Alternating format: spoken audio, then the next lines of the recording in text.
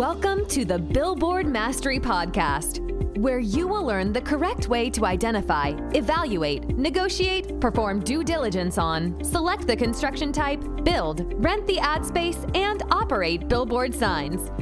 And now, here is your host, the guy that built from scratch the largest privately owned billboard company in Dallas-Fort Worth, Frank Rolfe.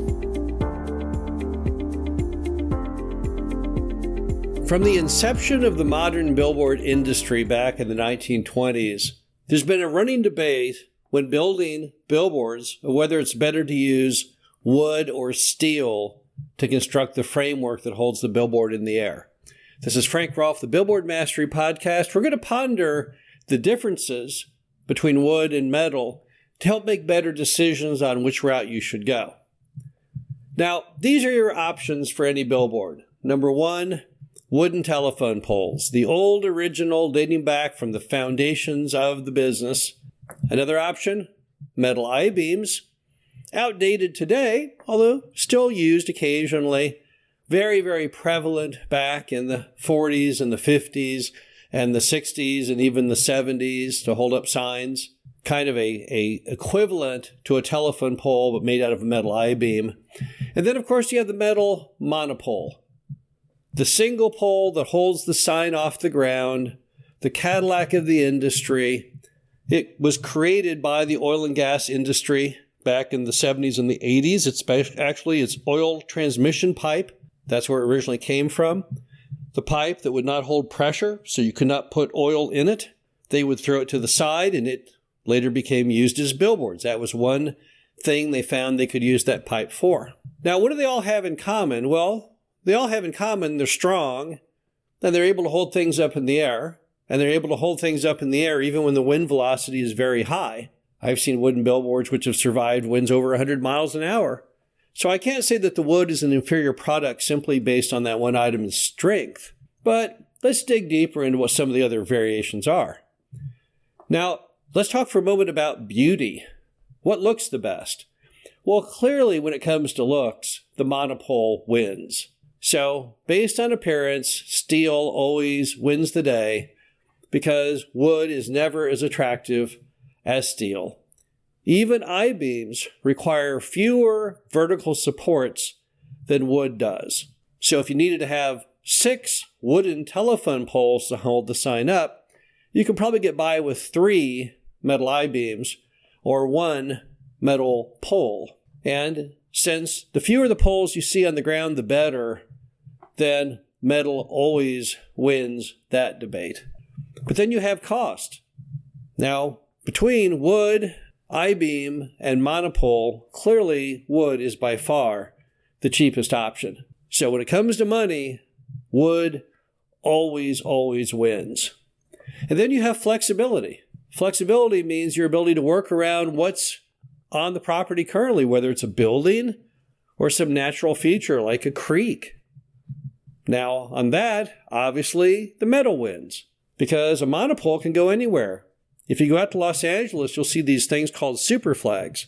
It's a monopole that starts on the back property line and then cantilevers out all the way to the front of the property. They don't even look physically possible when you see them. First time I saw one when I owned my billboards in Los Angeles, it blew my mind. I could not imagine the amount of force on that pole or on that fitting that holds the two poles together. It looks structurally impossible that could work. But that's not possible with a wooden sign. Wooden sign, those telephone poles have to have the billboard pretty well balanced upon those poles. You can't go up 50 feet and then out 100 feet with wood. Never going to happen. Wood's going to snap in just a minute. So your ability to orient billboards on the property, regardless of what's going on, are always better with metal. So when you add them all together, what do you get? Well, it really is going to be on a case-by-case basis. If we're trying to fit a billboard on a developed property, then metal is probably going to win. And if we're trying to fit a billboard on a more rural property or raw land, then it's going to come down to a couple other items. Big one being, how long a commitment can you get for the sign to be there? And the other being, what's the budget? Now, even if I was in the middle of a big city if I get told by the property owner, oh, I'm going to probably redevelop this land in 5 years, there's no way I can build a metal sign. Because if he's going to terminate my lease in 5 years, I'm going to have to make all my money well ahead of 5 years in. And only with a wooden sign can I possibly have a chance of making that happen. But if I had a metal sign, I would never even be able to pay off the debt by the end of the 5-year term. So how long, the longevity of the sign on the property has a big part in that choice. And then the other is cost. If you're building a sign out in a rural area, you can only rent the sign for a couple $100 a month. There's no way that metal is ever going to work for you. Not going to happen. So again, you'll be relegated back to the wooden telephone pole variety of sign. Now, there are a couple other instances where wood just simply isn't going to work at all. One is going to be if you're trying to put your sign into very, very rocky terrain. Because monopole signs and I-beam signs have the ability to have foundations that change up based on the land itself.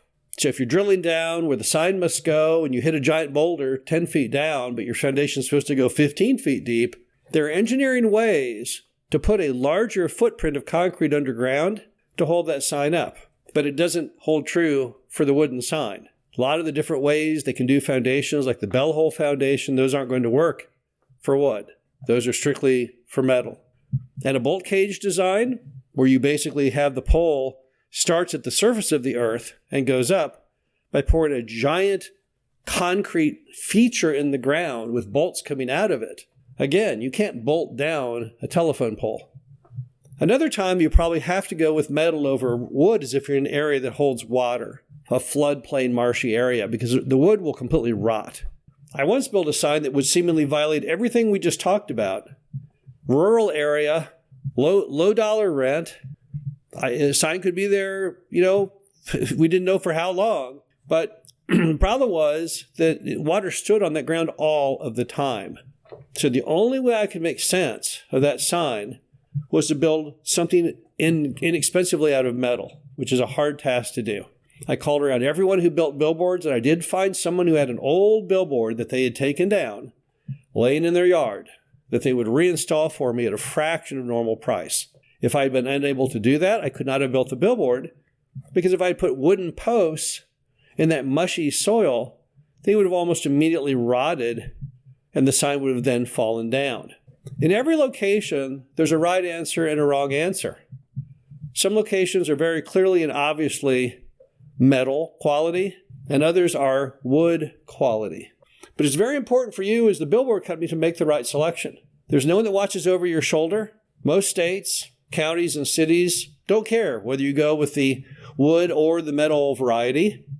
Even some property owners are not really that knowledgeable to know on the front end what the choice should be. But you, as the ultimate owner and operator of that sign, you have to make the right decision. This is Frank Rolfe, the Billboard Mastery Podcast. Hope you enjoyed this. Talk to you again soon. Thank you for listening to the Billboard Mastery Podcast. Be sure to visit us at www.billboardmastery.com, where you can find past episodes of this show, plus an array of information to help you successfully build, buy, and operate billboard signs.